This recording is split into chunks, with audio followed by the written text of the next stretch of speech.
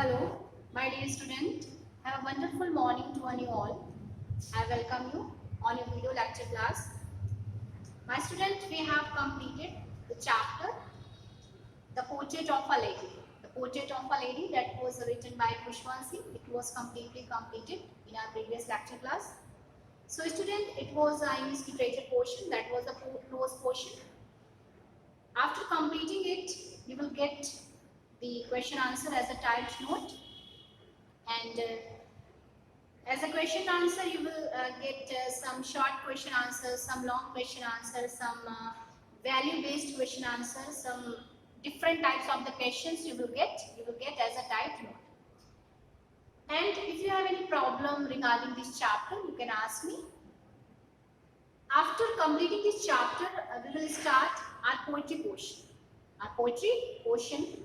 So before starting poetry, I just want to get you know that what is the important, what is the significant part of the poetry portion that is something different from your prose, because prose is a portion that gets you something more, it is something lengthy, and it is in descriptive form, and in poetry you get some pleasure, you get some energy, and whenever we read poetry we have to enhance our imagination, we have to enhance our thinking power, like this. It means poetry is a picturesque description of the poet, because poetry is composed, and prose is written. This is the difference between two.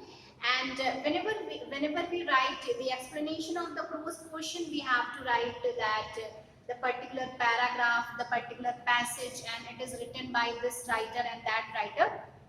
But when we write the poetry, or when we write something about the poetry portion, so in the poetry we find stanzas. We don't find the paragraphs, we find stanzas, and poetry always be composed. So the first and foremost thing is for you, what is your poetry? What is your poetry? So poetry is a collection of the poem. Poetry is a collection of the poems, and we can say that poetry is a spontaneous overflow or powerful feeling. Poetry is always written in best order and in best rhythm. It is always with rhythm and meter. In poetry we find different types of the figures of speech, that the topics of the today, that is the topic of the today that we are going to teach you. So student, poetry एक spontaneous overflow होता है आपका, अचानक आपके दिमाग में ideas आती हैं, इमेजिनेशन आती हैं, and you started writing that thing. Fine. So different types of the poetry, some are subjective poetry and objective poetry, personal and impersonal. Subjective poetry, that is related to the life of the poet, and objective, that is for everyone. So this is the difference between subjective and objective poetry. And the first thing is that what's the different thing that we find in poetry. So whenever we read the poetry, whenever we go through the particular poem, we just get some energy, we just get some pleasure and pain according to the lines of the poem, according to the gist of the poem, according to the central theme of the poem. Our mind is changed. It means to say, we can say, whenever we read the poetry, we can imagine that thing before our eyesight. We feel that such type of the atmosphere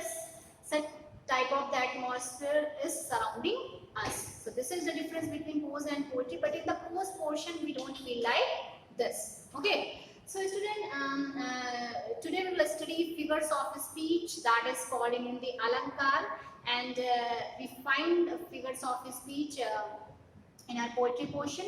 So what is figures of speech? So figures of speech is a phrase or a word that has something meaning, that has a different meaning than its literal meaning. Literal meaning जो उसका होता है, जो actual meaning होता है, उससे थोड़ा अलग सा meaning figures of speech में आता है. And we can also say that figures of speech enhances the beauty of the poetry. It creates something new to the beauty of the poetry. just and we can say figures of speech are like ornament, and ornament that is called in Hindi abhushan. Just like we use ornament and jewelry to dress up ourselves, in the same way figures of speeches are used to create the beauty of the poetry, the beauty of the poem. It means to say poem की beauty को बढ़ाने के लिए, काव्य के सौंदर्य को बढ़ाने के लिए हम लोग फिगर्स ऑफ स्पीच का यूज करते हैं. So student, in your syllabus that we have seen, because in your whole syllabus your 30% syllabus is reduced, only in your 70% syllabus figures of speech is in syllabus. So 7 figures of speech are there. The first one is your simile. The first one is your simile. 7 figures of speech are there. The first one is simile. Okay. The second one is your metaphor.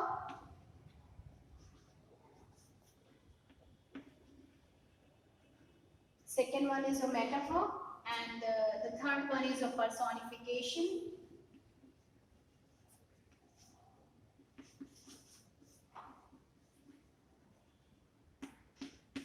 Okay, and the fourth one is your apostrophe.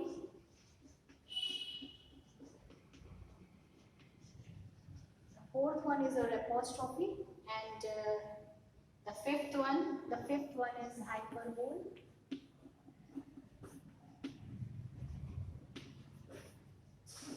Your sixth, the sixth number is your oxymoron.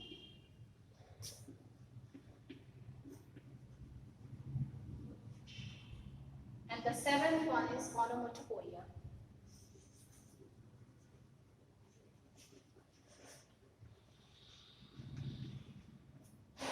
So these are the 7 figures of speech that are prescribed on your syllabus. So we will discuss them one by one. So the first one is a simile.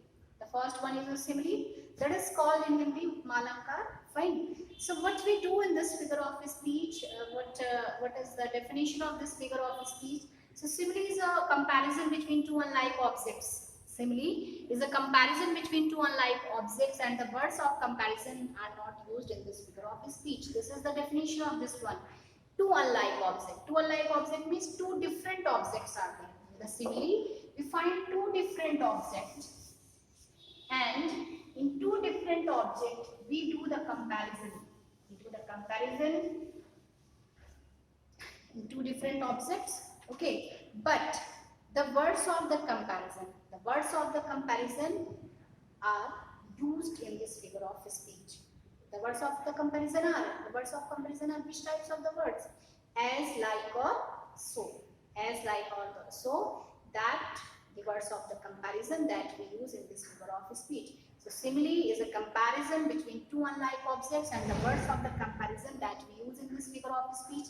And the words of the comparison are as, like, or so. As, like, or so. So I'm just going to give you the example of this one.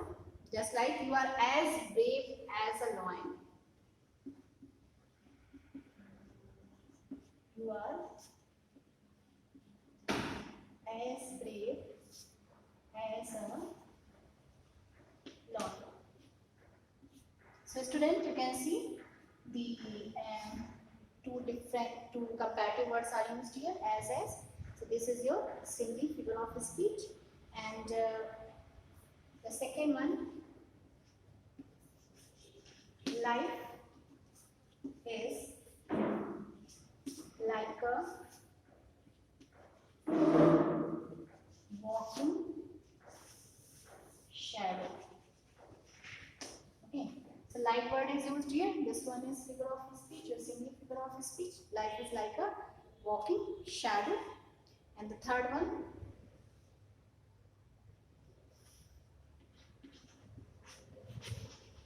my love is like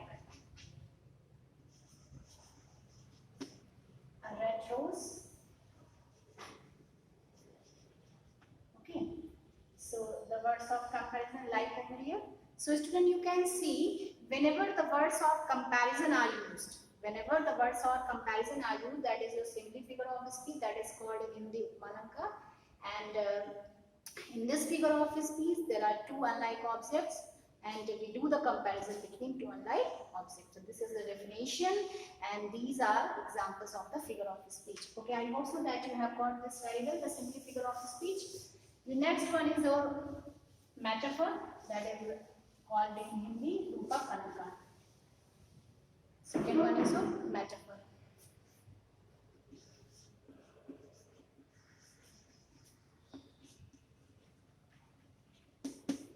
Metaphor. Okay. So metaphor, that is called in Hindi Rupak Alankar, and it is called an implied simile. It's simile का ही एक रूप होता है. और we also do the comparison in this figure of speech. इसमें भी हम लोग comparison ही करते हैं, but the different thing is that we don't do the comparative word in this figure of speech. The comparative word as, like, and so, are not used in this figure of speech, and we do the comparison in the figure of speech. Just like we have written the sentence, life is like a walking shadow. Life is like a walking shadow. So we can say life is a walking shadow. Life is a walking shadow. Life is a walking shadow. Revenge is a kind of wild justice.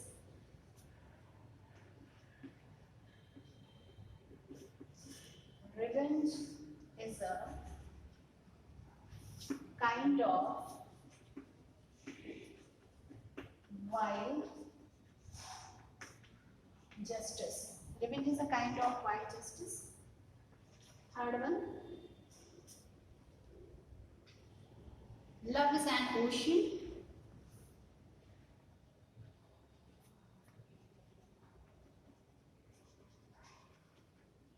Love is an ocean. So student, this is your metaphor figure of speech, that is called in the Rupak Alankar.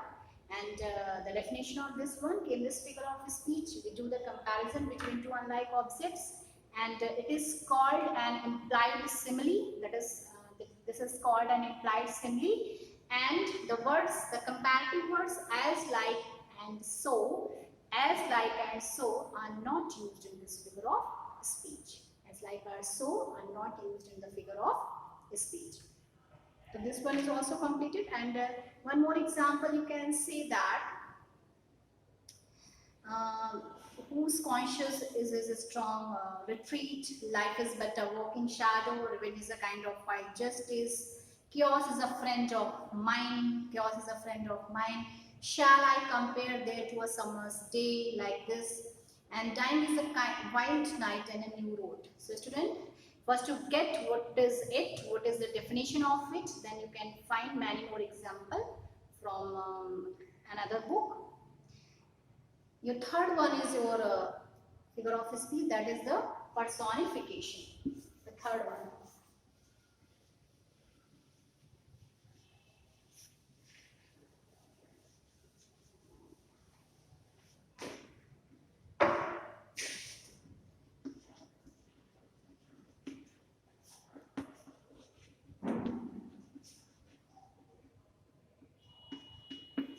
Personification. So personification, that is called in Hindi Manvikaran.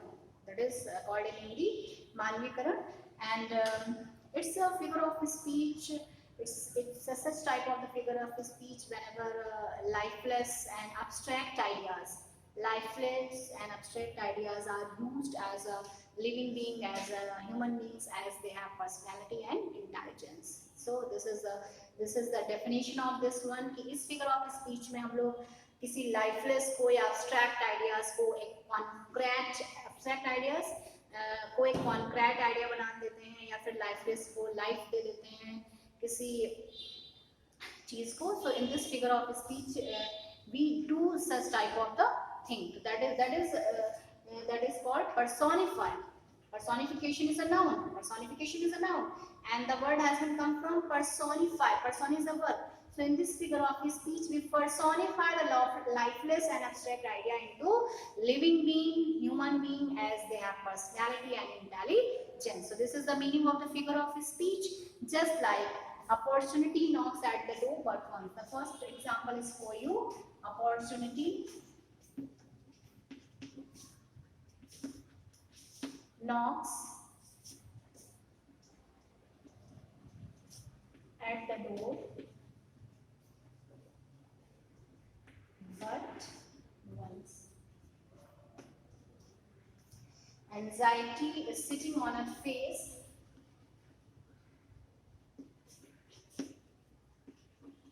Anxiety is sitting on her face. And the third one is love is blind.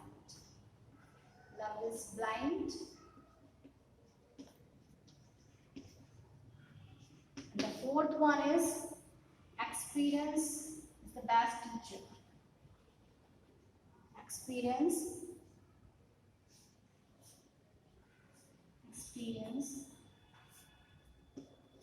is the best teacher. So let's discuss all these example. Opportunity knocks at the door. So is opportunity a living being, a human being? No, it's not human being. It's an idea. It's an abstract idea. It's a lifeless thing. But here we are using as a living being, as a human being, as it has personality and intelligence. Because a person comes to knock at your door. A person comes to knock at your door. But here we are saying that opportunity knocks at the door. Here opportunity is used as a living being, as a human being, as it has personality and intelligence. So that is why this one, opportunity knocks at the door but once, means your good time knocks at the door. Your good time, your good chance, your golden chance will never come to your life again and again. And you have to recognize that it's your golden opportunity and you have to grasp it. You have to capture it, because it will not come again and again, because you know very well that lost time never come back in your life.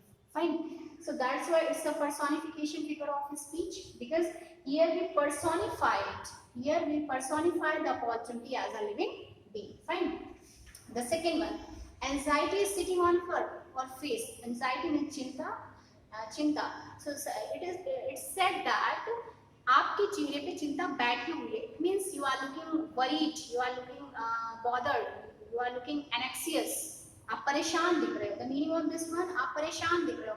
But here anxiety is an abstract idea. Anxiety is a lifeless thing. But here the poet has used as a living being, as it has a personality and intelligence. Okay, so this one, anxiety is your noun, and anxious, what is it? It's your adjective. Fine. And the third one is love is blind. So love is a feeling that's a mixture of pleasure and pain. It's an emotion and the passion. It's an abstract idea. It's the idea, it's the emotion and the feeling that we have into our heart. It's not a living thing. It's a thought that we have into our mind. But here poet is used as a living being, as a human being, as it's a concrete idea. Fine. So it's blind. Any person can be blind. Any person, someone can be blind. But here poet is saying that love is blind. So here love is personified. Now the next one, experience is the best teacher. So experience, what is experience? Experience is the thing that you get by practice. By practice, experience the best teacher. Any person name is not written over here. Mr. Sarma, Mr. Mishra is the best teacher. But here you are saying that experience is the best teacher. So here the experience means the ideas and the thing that you have got from your teaching, by the practice you have got it. By the practice you have got it. Anubhav. Just like we can say, experience reflect your personality. If you are experienced person, so it reflects to your personality. In the same way, experience is personified here. Experience is used here as it is a person, as it's a living being. So this is your personification figure of speech. So student, you have seen that these three figures of speech are explained before you in a detail. I hope so that you have got these figure of speech very well. The remaining part, it means four figure of speech: the hyperbole, onomatopoeia, apostrophe, and oxymoron. I will discuss you in our next video class. I hope so that you have got very well. That is enough for you today. Thank you, and have a nice day to you all.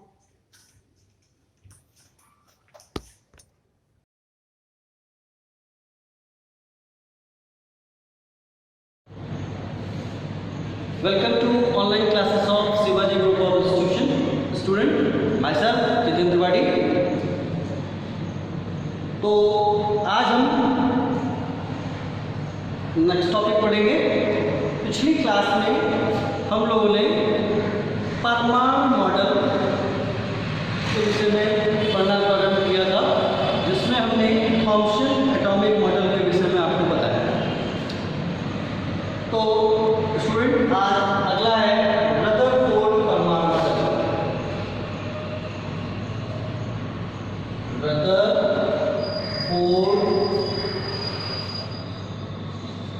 Atomic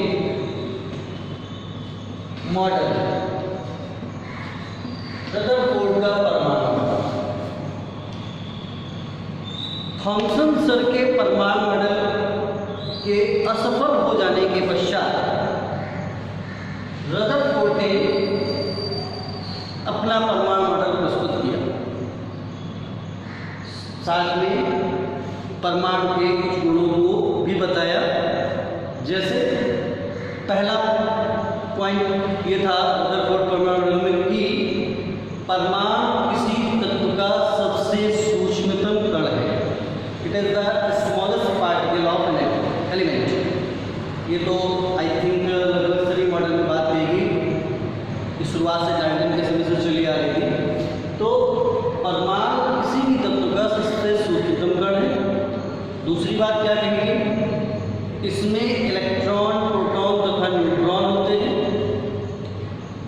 और सबसे जरूरी बात थी, सबसे बड़ा point था कि actually में इन घटक कणों की परमाणु में स्थिति क्या है। अगर मैं ये सब चीज़ें किसी भी मॉडल के थ्रू समझा देता हूँ तो वो मॉडल लगभग जो है सही हो जाता है। बेसिकली परमाणु मॉडल में हम लोग यही जानना चाहते हैं, ठीक है। तो रदरफोर्ड ने जब इस स्थिति की बात आई तो ये बताया कि परमाणु के नाभिक में, जो कि किसी भी परमाणु के केंद्र में है, उसमें न्यूट्रॉन तथा प्रोटॉन स्थित है, जबकि इलेक्ट्रॉन नाभिक के चारों ओर चक्कर लगा रहे हैं। अब बात को समझिएगा, चक्कर लगा रहे हैं यानी कि नाभिक के चारों ओर मूव कर रहे हैं। अब बात यह आती है, चक्कर लगा रहे हैं तो वो जो चक्कर है वो किस प्रकार का है। तो फिजिक्स में एक वैज्ञानिक है क्लार्क मैक्सवेल। मैक्सवेल सर ने फिजिक्स में एक सिद्धांत प्रस्तुत किया, क्या कि अगर कोई आवेशित कण लगातार मोशन में है, गति कर रहा है, तो वो अपनी ऊर्जा का ह्रास करेगा, यानी ऊर्जा में उसकी कमी आएगी। जैसे कि हम और आप ही ले लेते हैं उदाहरण के तौर पर कि अगर हम लोग मॉर्निंग में ब्रेकफास्ट करते हैं तो एक टाइम तक हमको एनर्जी रहती है, हम काम करते हैं। फिर उसके बाद हमको लंच की आवश्यकता होती है, फिर हम काम करना प्रारंभ कर देते हैं। काम करने के बाद नाइट में फिर मुझे डिनर की रिक्वायरमेंट होती है। तो ये बात तो समझ में आती है कि चलो ब्रेकफास्ट किया, लंच किया, डिनर में ऐसा क्या जरूरत है करने। देखिए, वर्किंग हमारी रात में, चाहे आप मोशन में हो या फिर ना हो, इन दोनों ही कंडीशन में एनर्जी का लॉस होता है। मोबाइल का एग्जाम्पल ले लीजिए। मोबाइल की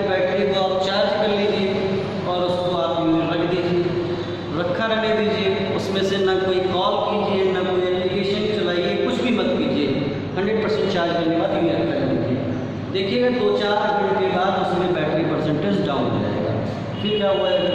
तो कहने का मतलब है ज़रूरी नहीं है कि हम मोशन में हैं तभी हम एनर्जी का लॉस कर रहे हैं। तो फिलहाल मैक्सवेल सर ने ये बोला कि अगर कोई आवेशित कण लगातार गति कर रहा है, कार्य कर रहा है, तो उसमें ऊर्जा का ह्रास होगा। ये बात मैक्सवेल सर ने फिजिक्स में बोली। लेकिन इस सिद्धांत को रदरफोर्ड के परमाणु मॉडल में अप्लाई किया गया। कैसे किया गया? कि इलेक्ट्रॉन एक आवेशित कण है, ऋणावेशित कण है, बात समझ में आती है, और वो नाभिक के चारों ओर चक्कर लगा रहा है। ये तो रदरफोर्ड सर ने बोला। अब जब आवेशित कण है, चक्कर लगा रहा है, मोशन में है, तो क्या इलेक्ट्रॉन अपनी ऊर्जा का ह्रास नहीं करेगा? बिल्कुल करेगा।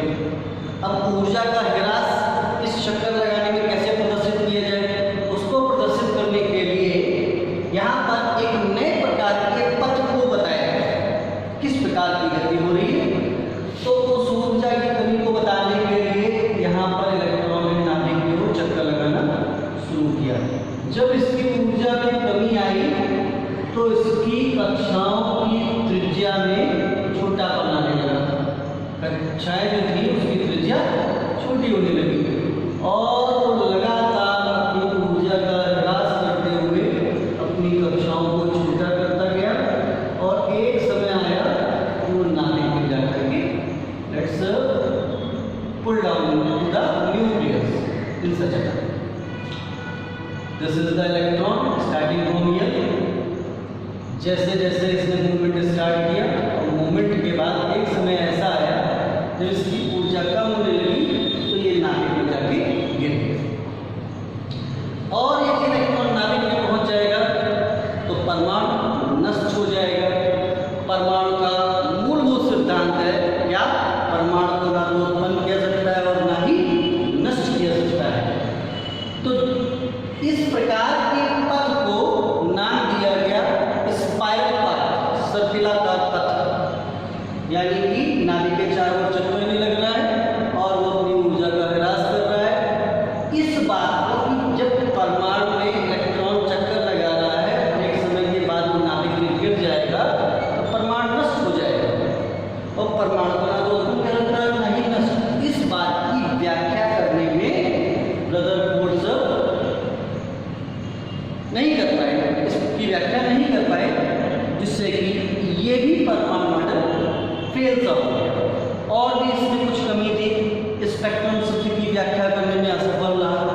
तो इन कमियों के साथ रदरफोर्ड का परमाणु मॉडल भी अमान्य घोषित हो गया। तत्पश्चात एक और वैज्ञानिक आए, उन्होंने अपना परमाणु मॉडल प्रस्तुत किया जिनका नाम था नील्स बोर और उनके परमाणु मॉडल को नाम दिया गया Bohr's atomic model. Bohr's atomic model Niels Bohr sir ने क्या बताया? वही कुछ पुराने पॉइंट कॉमन है। परमाणु किसी तत्व का सूक्ष्मतम कण है। दूसरा, इसमें इलेक्ट्रॉन, प्रोटॉन तथा न्यूट्रॉन होते हैं। तीसरा, परमाणु उदासीन होता है।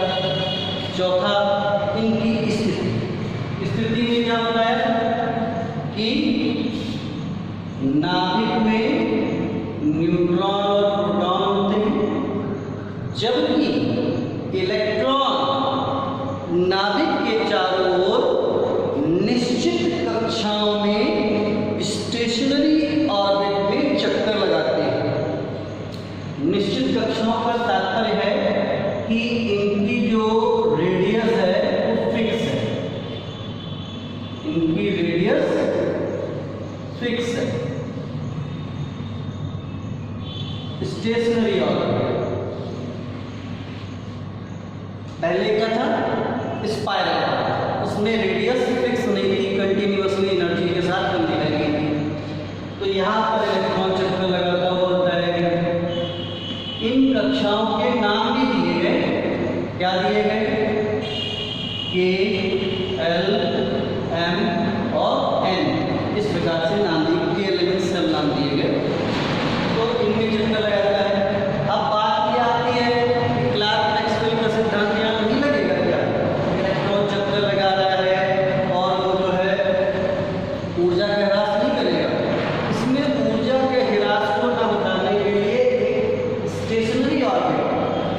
लगातार पथ पर गति कर रहा है और सर्कुलर है, गोलाकार है, जिससे कि जहाँ पर डिस्प्लेसमेंट इसका विस्थापन 0 होगा, विस्थापन 0 होगा तो W = F × d के हिसाब से कार्य नहीं करेगा तो ऊर्जा में ह्रास काउंट नहीं होगा। इस प्रकार से समझाया गया। और भी रीजन ये बताते हैं उसको चल जाएंगे। तो स्टेशनरी ऑर्बिट में चक्कर लगाते हैं एक निश्चित कक्षा, चक्कर लगाने के लिए एक परमिशन ग्रांट करानी होती है कि अगर मुझे K, L, M और N, इनको हम लोग N, इनकी वैल्यू होती है 1, 2, 3, 4 इन सब के नंबर होते हैं, इस के अलग से नाम होते हैं। तो ये बताया गया कि किसी भी कक्षा में इलेक्ट्रॉन को चक्कर लगाने के लिए उसका कोणीय संवेग, एक नया वर्ड आता है एंगुलर मोमेंटम,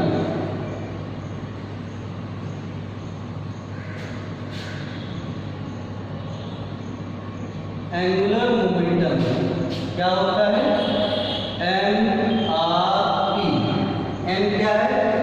कण का द्रव्यमान, R वृत्ताकार पथ की त्रिज्या, V कोणीय वेग, जिस वेग से गति कर रहा है।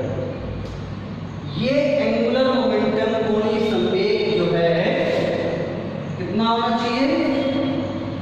MRP की वैल्यू इंटीग्रल मल्टीपल का मतलब होता है पूर्ण गुणक इसके h/2π।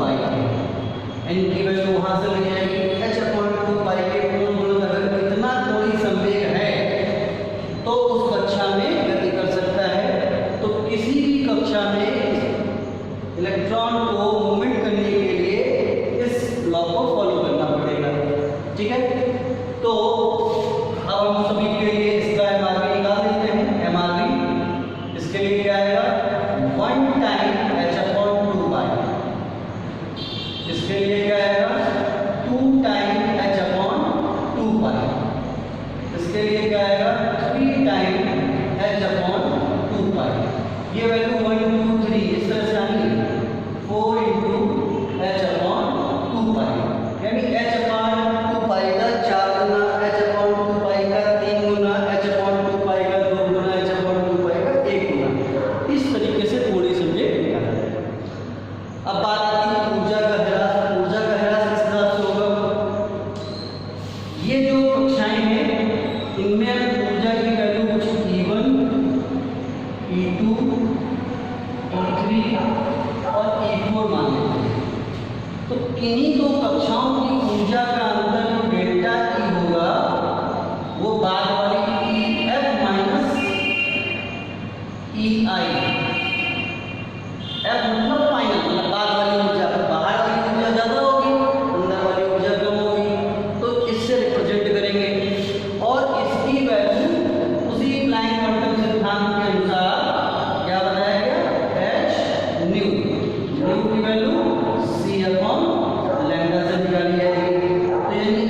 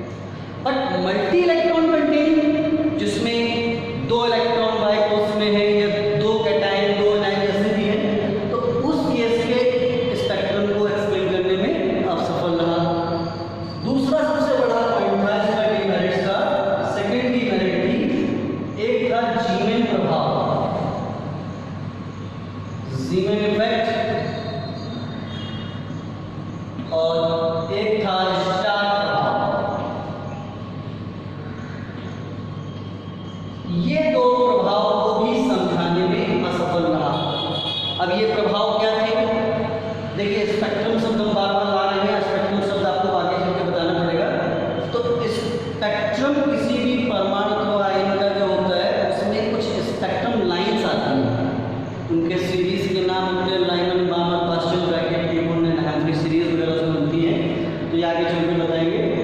तो जो वो स्पेक्ट्रम लाइन होती है उनको यदि हम चुंबकीय क्षेत्र में ले जाएं या विद्युत क्षेत्र में ले जाएं तो उनका अपघटन हो जाता है। तो चुंबकीय स्पेक्ट्रम रेखाओं का चुंबकीय क्षेत्र में विघटन जीवन प्रभाव कहलाता है, जबकि स्पेक्ट्रम रेखाओं का विद्युत क्षेत्र में विघटन स्टार प्रभाव कहलाता है। तो ऐसी समस्याओं के साथ बोध परमाणु मॉडल में भी कमियां पाई गई। और इसके बाद एक और परमाणु मॉडल आता है जिसको सुपरफील्ड, इसकी हम चर्चा अगली क्लास में करेंगे। So this is all about today.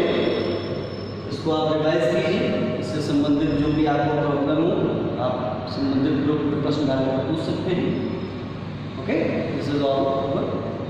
That's all.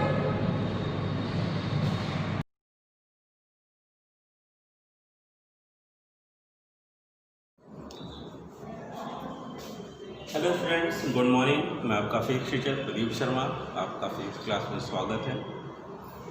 कक्षा 11 की बेटा जो क्लास है, इस क्लास में हम लोग जो चैप्टर पढ़ रहे थे वो चैप्टर था प्रतिशत त्रुटि। प्रतिशत त्रुटि हम लोगों ने लगभग पूरी पढ़ ली है, चैप्टर कंप्लीट कर लिया है। हाँ, इंपॉर्टेंट बातें हमने कुछ इसमें पढ़ी थी। त्रुटियों को जोड़ना, त्रुटियों को घटाना, त्रुटियों को गुणन, त्रुटियों का भाग, अगर घात लगी हुई कोई राशि है तो उसमें कैसे त्रुटि प्राप्त करेंगे, और इसी प्रकार से अन्य राशियों में भी अगर कुछ मल्टीपल हमको मिल जाती है, गुणक में घात लगी हुई कुछ और राशियाँ मिल जाती है तो उनकी प्रतिशत त्रुटि हम कैसे ज्ञात करेंगे। ठीक है, आज हम लोगों को क्या करना है, आज हम लोग स्टार्ट करने जा रहे हैं इससे जुड़े हुए कुछ सॉल्यूशंस, मतलब कुछ आंकिक प्रश्नों के हल, कैसे उन्हें हल करेंगे हमें ये पता होना चाहिए। तो जैसे हम स्टार्ट करना चाहते हैं तो सबसे पहले हमने एक एग्जांपल लिखा है आपके सामने। इसमें हमने बेसिक की शुरुआत की 4 चीज़ें आपको जो मैंने बताई हैं वो करके अब दिखाने जा रहा हूँ। ठीक है, जैसे क्वेश्चन हमारे पास कुछ इस प्रकार से है कि अगर एक छड़ है जो नापी गई है, यानी एक छड़ होती है ना, जैसे स्केल से हम उसे क्या कर रहे हैं, माप कर रहे हैं। तो जब उसको माप करते हैं तो छड़ की हमें अलग अलग है, जब अलग अलग स्केल से नापते हैं, मान लीजिए कई बच्चे बैठे हैं एक साथ क्लास में और वो कहते हैं कि उन सबसे बोला जाए एक एक बार जाओ इस रॉड को नाप के आओ, तो कोई जाता है पहले उसकी माप को माप के आता है 1.53 सेंटीमीटर, दूसरा जाता है उसको माप के आता है 1.54 सेंटीमीटर, तीसरा जाता है उसे माप के आता है 1.56 सेंटीमीटर, चौथा जाता है 1.44 सेंटीमीटर, पाँचवा जाता है तो 1.45 सेंटीमीटर। इस प्रकार से अलग अलग स्टूडेंट जाते हैं और एक ही छड़ की माप को अलग अलग माप के आते हैं। अब टीचर परेशान है कि एग्जैक्टली इसमें सही पोजीशन क्या है, कौन सी रॉड जो है वो सही है। तो अब ऐसी चीज़ों के लिए क्या किया जाता है, ऐसी चीज़ों में हमें कुछ प्रयोग करने पड़ते हैं और उन प्रयोग को करके हम उनका सही मान प्राप्त करते हैं। बेसिक बात आपको बता दूं तो ये जो है ये आपका क्वेश्चन आता है रैंडम एरर के अंतर्गत, यानी यादृच्छिक यानी अनियमित त्रुटियों के अंतर्गत कि अब हम इन्हें कैसे प्रूफ करेंगे। तो थोड़ा सा ध्यान से देखने वाली बात है, जरा ध्यान से देखो। ठीक है, सबसे पहले कह रहा है कि हमें जो माध्य लंबाई है उसका मान ज्ञात करना है। माध्य लंबाई बेटा देखो, जो भी प्रयोग होंगे उन प्रयोगों में एक एवरेज हमें निकालना पड़ेगा, क्योंकि हमें नहीं पता है कि अभी इसका वास्तविक मान कौन सा है। तो सबसे पहले हम यहाँ पर याद करेंगे दूरी का माध्य मान, दूरी का माध्य मान।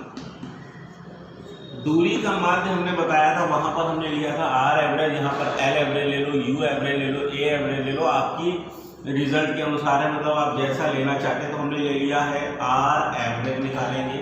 आर एवरेज के लिए आपको जो दिया गया है पहला मान, इसको आप लिख सकते हैं अलग, ये जो है वो A1 है, ये जो है वो A2 है, ये जो है वो A3 है, ये जो है वो A4 है, ये जो है A5 है, और कितने हैं 1 2 3 4 5 मान हैं आपके। ठीक है, इन पांचों मानों में हम बात करते हैं आगे।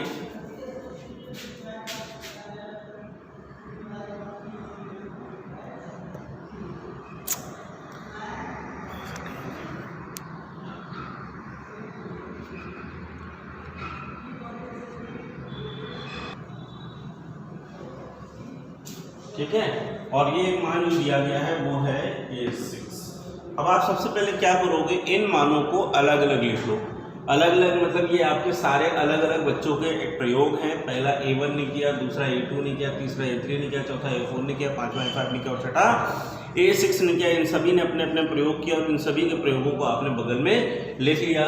पहला लिखा आपने 1.53, दूसरा लिखा आपने 1.54, तीसरा लिखा आपने 1.56, चौथा लिखा आपने 1.54, पांचवा लिखा आपने 1.44, छठवां लिखा आपने 1.45। ये सभी को आप लिख लेंगे सेंटीमीटर में, इसमें लिखेंगे सेंटीमीटर में। समझ में आया?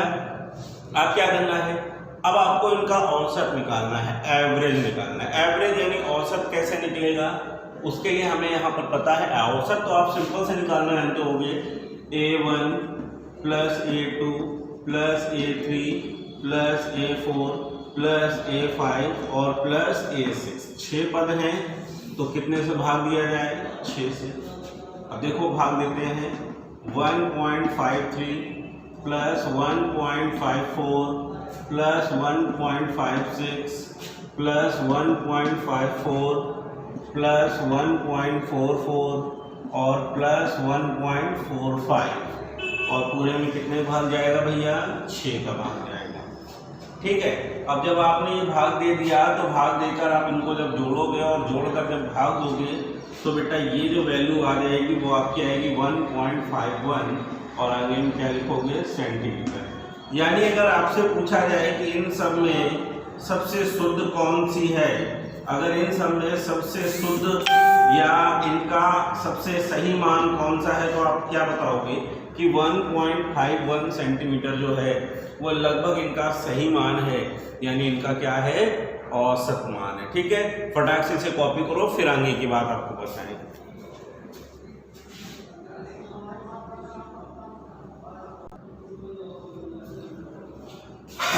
तो याद आ गया, जो आपका इन सभी दूरियों का जो औसत मान है, जो एवरेज वैल्यू है वो कितनी है, 1.51 सेंटीमीटर है। ठीक है, अब क्या करते हैं, अब आप नंबर सेकंड पर आएंगे और इनकी निरपेक्ष त्रुटियां प्राप्त करेंगे।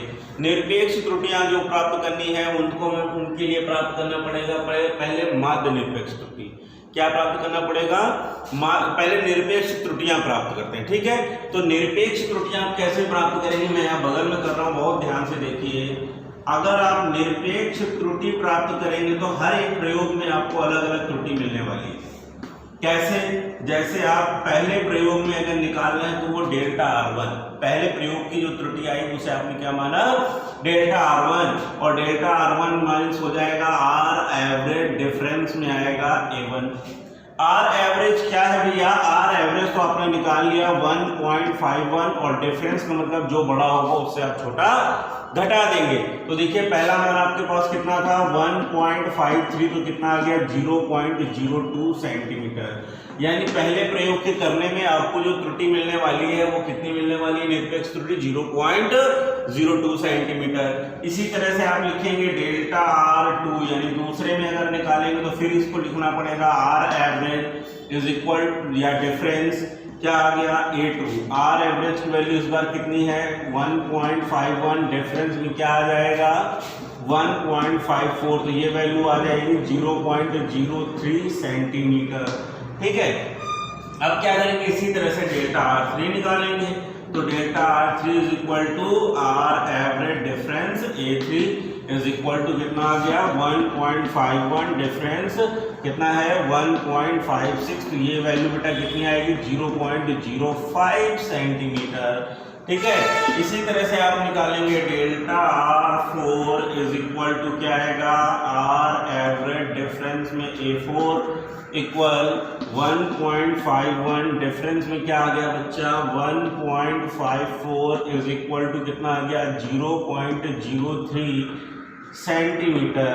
ठीक है, और इसी तरह से अगर आप निकालेंगे तो delta R5 is equal to हो जाएगा R एवरेज डिफरेंस A5 कितना है, 1.44, डिफरेंस में क्या आएगा, 1.51, डिफरेंस में कितना आएगा, 1.44, तो ये आ गया 0.07 सेंटीमीटर। आपका इसके बाद है delta R5 is equal to R average difference A6 is equal to कितना आ गया, 0.51 difference 1.45 is equal to 0.06 centimetre. ये आपकी है निरपेक्ष त्रुटियां।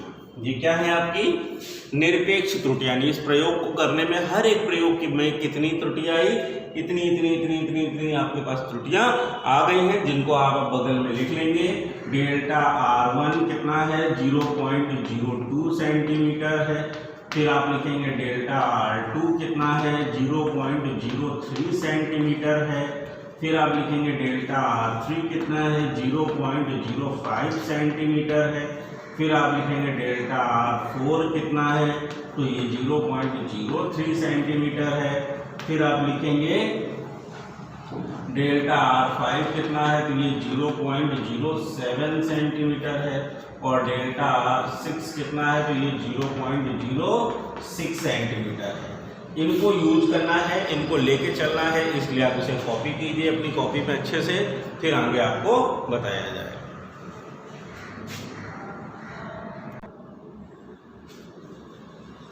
अगली बात आती है माध्य निरपेक्ष त्रुटि। तो माध्य निरपेक्ष त्रुटि भाई हमने माध्य निकालने का मतलब ही है इन सबका एवरेज निकालना। यानी ये जो हम लोगों ने त्रुटियां ज्ञात की हैं, इन सभी त्रुटियों को हमें क्या निकालना है, एवरेज यानी औसत मान। तो माध्य निरपेक्ष त्रुटि जो आएगी इसे आप लिखेंगे delta R average. Delta R मतलब अंतर, डेल्टा R मतलब अंतर आया था। इसके लिए आप क्या लिखेंगे, delta R1 plus delta R2 plus delta R3 plus delta R4 plus delta R5 और प्लस डेल्टा R6। फिर से कितने पद हैं, 6, तो कितने से भाग होगा, 6 से। अब देखो वैल्यू रखो 0.02 प्लस 0.03 प्लस 0.05 प्लस फिर 0.03 प्लस, ठीक है, 0.07 प्लस 0.06 और अपॉन में कितने पद हैं, 6। ठीक है, 2 3 5 5 10 3 13 13 7 20 6 26 कितना आ गया 0.26/6 अप्रॉक्स में कितना आ गया 0.4।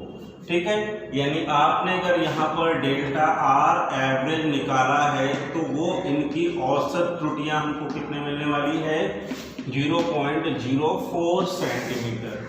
क्लियर है, बात समझ में आ गई कि नहीं है? बहुत आराम से पढ़ना है, कोई जल्दबाजी नहीं है, सीधे सीधे से हम इसे हल करेंगे। ठीक है, तो ये आपकी हो गई डेल्टा R एवरेज, यानी इन सभी त्रुटियों का माध्य औसत निकाला हमने। ठीक है, कॉपी कीजिए, बस एक लास्ट टॉपिक बचा है, इसके बाद पॉज करके आप इसे कॉपी कीजिए।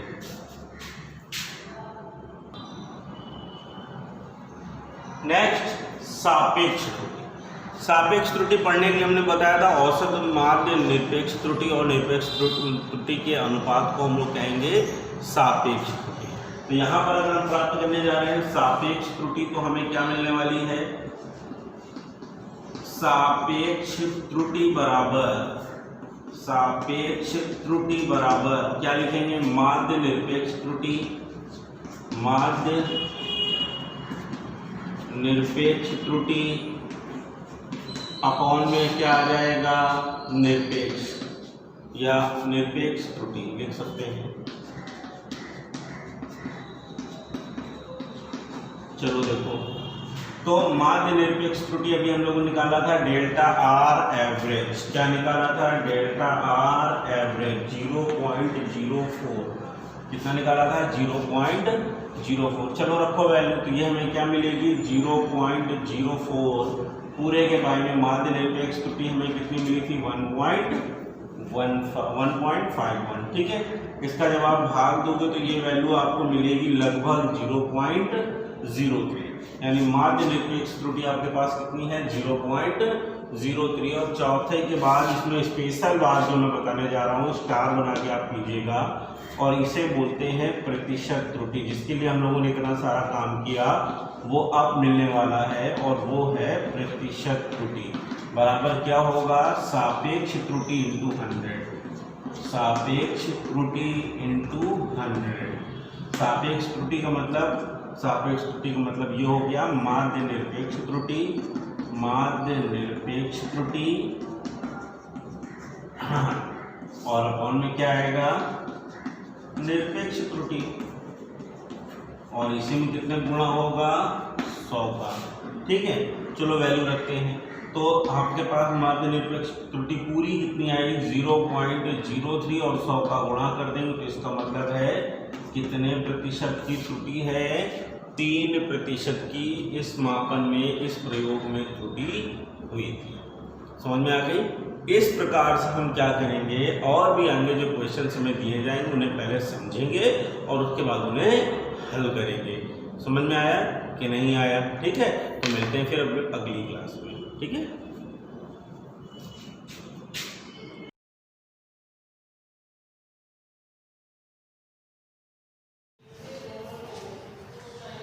Good morning class.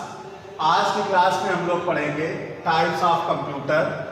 कंप्यूटर जो है पिछले टर्म में हम लोगों ने पढ़ा था कंप्यूटर के टाइप्स, उसमें पढ़ा था हम लोगों ने कि कौन कौन से टाइप्स होते हैं। उस दिन हम लोगों ने पढ़ा था एनालॉग कंप्यूटर, डिजिटल कंप्यूटर और हाइब्रिड कंप्यूटर।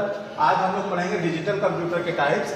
ये होते हैं हमारे micro computer, mini computer, main frame computer और सुपर कंप्यूटर। सबसे पहले हम लोग माइक्रो कंप्यूटर के बारे में जाएंगे।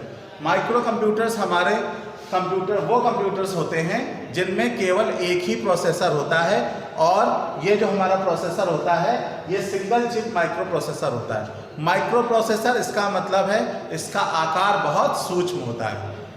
ये सिस्टम जो है वो हमारे desktop, comtop, laptop, notebook, tablet, pocket PC, PDA और प्रोग्रामेबल कंप्यूटर्स के और कैलकुलेटर्स के फॉर्म में आते हैं।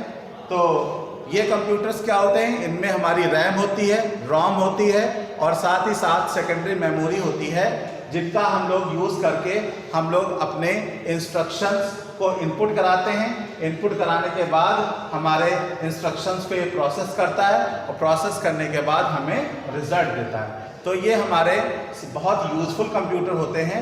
ऐसे कंप्यूटर्स हम लोग आसानी से कैरी कर सकते हैं क्योंकि ये साइज में बहुत छोटे होते हैं और इनको हम कहीं भी ले जा सकते हैं। इनका प्रयोग हम लोग ऑफिसेज में, घरों में और साथ ही साथ कहीं भी ले जाकर इनको हम यूज़ कर सकते हैं। इनमें क्या होता है, इनमें इनपुट डिवाइस के रूप में हम लोग कीबोर्ड, माउस तथा आउटपुट डिवाइस के रूप में हम लोग मॉनिटर, प्रिंटर आदि का प्रयोग करते हैं। तो माइक्रो कंप्यूटर्स जो होते हैं वो हमारे लिए बहुत अच्छे होते हैं, सिंगल यूज़र ऑपरेटिंग सिस्टम होते हैं। हम लोग माइक्रो कंप्यूटर्स में विंडोज़ का, डॉस का और लाइनेक्स का प्रयोग करते हैं। यहाँ पर जो माइक्रो कंप्यूटर होता है इसमें सीपीयू होता है, central processing unit. Central processing unit भी हमारी 3 भागों में डिवाइड होती है। वो हमारी होती है एएलयू, सीयू और एमयू। एएलयू में क्या होता है, अर्थमेटिकल लॉजिक यूनिट होती है, जहाँ पे हम लोग अर्थमेटिक ऑपरेशन डन कराते हैं, जैसे एडिशन, सब्ट्रैक्शन, मल्टीप्लिकेशन, डिवीजन। और यहाँ पे जो इसके सर्किट्स होते हैं वो होते हैं एडर, सब्ट्रैक्टर, कंपरेटर। और फिर होती है हमारी सीयू, कंट्रोल यूनिट। इसमें बसेस होती हैं। बसेस क्या करती हैं, डेटा को ले जाती हैं और लाती हैं। यानी बसेस जो होती हैं वो 64 बिट की हो सकती हैं, 128 बिट्स की हो सकती हैं। तो ये उतना ही डेटा एक बार में ले जाती हैं और लाती हैं। तो 3 प्रकार की बसेस होती हैं, data bus, address bus, control bus. ये बसेस जो है डेटा को एक जगह से लाती हैं और ले जाती हैं। तो ये है हमारा माइक्रो कंप्यूटर। अब हम लोग बात करेंगे मिनी कंप्यूटर्स की। मिनी कंप्यूटर्स जो होते हैं माइक्रो कंप्यूटर की तुलना में थोड़े से बड़े होते हैं। इनका प्रयोग हम लोग वहाँ पर करते हैं जहाँ पर एक से ज़्यादा लोग वर्क करते हैं, यानी इसमें डिफरेंट टर्मिनल्स होते हैं, अलग अलग टर्मिनल पे लोग वर्क करते हैं। ये कंप्यूटर ज़्यादा पावरफुल होते हैं माइक्रो कंप्यूटर्स की तुलना में। मिनी कंप्यूटर्स जो होते हैं मोर पावरफुल देन माइक्रो कंप्यूटर्स। इनका प्रयोग हम लोग बिजनेस में, लेबोरेटरीज में, हॉस्पिटल्स में, और क्योंकि इनमें एक से ज़्यादा टर्मिनल होते हैं तो एक से ज़्यादा वर्क कर सकते हैं लोग, तो इनका प्रयोग ऐसी जगहों पे किया जाता है जहाँ एक से ज़्यादा लोग वर्क करते हैं। तो ये जो कंप्यूटर हैं इनकी कैटेगरी जो है माइक्रो कंप्यूटर से भिन्न है और ये स्ट्रॉन्ग कंप्यूटर्स माने जाते हैं माइक्रो कंप्यूटर की तुलना में। इनके एग्जाम्पल है PDP 11 और IBM की कुछ सीरीज आई थी जो मिड रेंज के कंप्यूटर्स माने जाते थे। इन्हें मिनी कंप्यूटर्स कहा गया। तो मिनी कंप्यूटर्स के बारे में आपको पता चल गया। और ये वर्क करते हैं 16 बिट पे, 32 बिट पे और 64 बिट पे। अगला आपका main frame computer. Main frame computer की बात करें तो ये माइक्रो कंप्यूटर और मिनी कंप्यूटर से अच्छे माने जाते हैं। ये भी मल्टी यूजर सिस्टम है, यानी मल्टीपल यूजर एक साथ वर्क कर सकते हैं। कैपेबल होते हैं हैंडलिंग करने में लार्ज अमाउंट ऑफ डेटा, बहुत ज़्यादा डेटा जहाँ पर यूज़ हो रहा है, जैसे बैंकिंग सेक्टर में, गवर्नमेंट सेक्टर में, जहाँ बहुत बल्कि डेटा होता है उसको हैंडल करने के लिए हमारे मेन फ्रेम कंप्यूटर्स होते हैं। ये एज ए सर्वर यूज़ किए जाते हैं, जहाँ पर हम लोग बहुत सारी इंफॉर्मेशन, डिफरेंट टाइप की इंफॉर्मेशन स्टोर करते हैं, और बड़ा डेटाबेस जहाँ पर क्रिएशन होता है, जहाँ पर हम लोग DBMS, RDBMS, SQL, ओरेकल, जहाँ पर पावरफुल टूल्स यूज़ किए जाते हैं, वहाँ पर हम लोग मेन फ्रेम कंप्यूटर्स का यूज़ करते हैं। ये हमारे 32 बिट और 64 बिट पर भी वर्क करते हैं।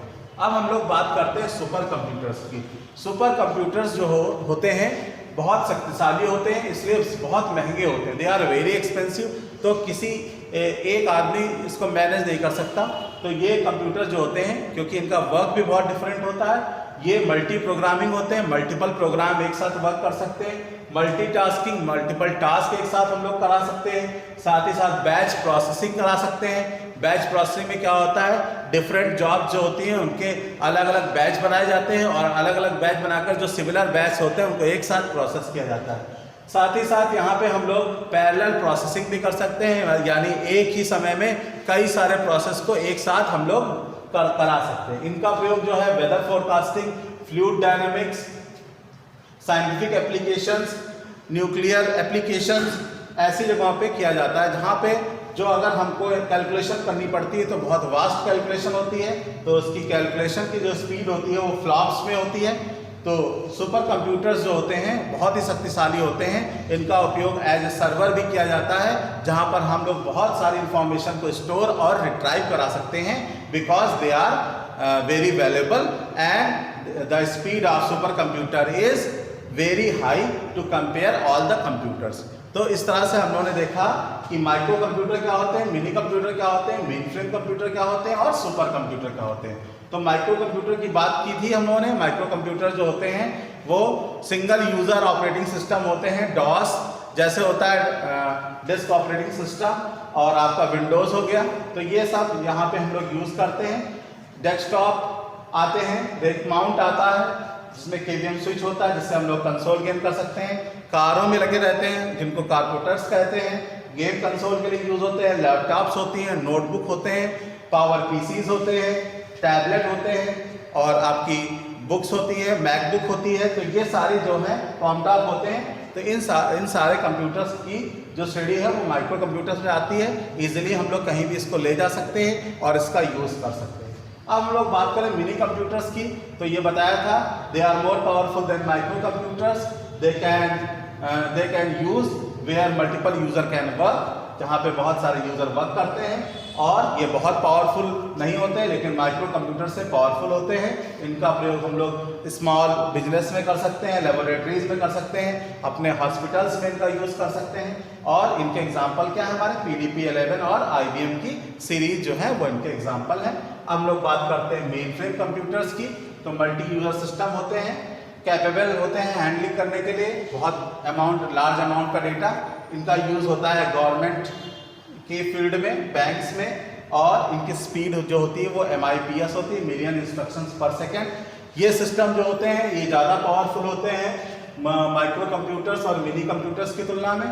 ये जो है ये पैरेलल प्रोसेसिंग कर सकते हैं, ये मल्टी प्रोग्रामिंग कर सकते हैं, ठीक है।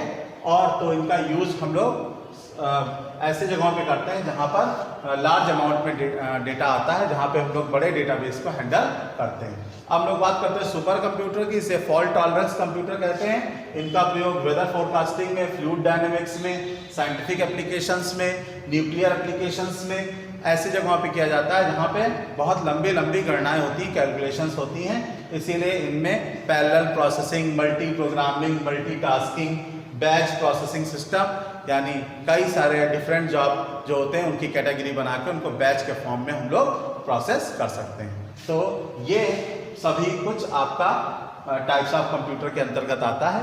नेक्स्ट क्लास में हम लोग नेक्स्ट टर्न पे और आगे पढ़ेंगे। तो हम लोगों ने क्या क्या पढ़ लिया, हम लोगों ने पढ़ लिया analogue digital hybrid, micro, mini, mainframe और सुपर कंप्यूटर्स के बारे में। Thank you class.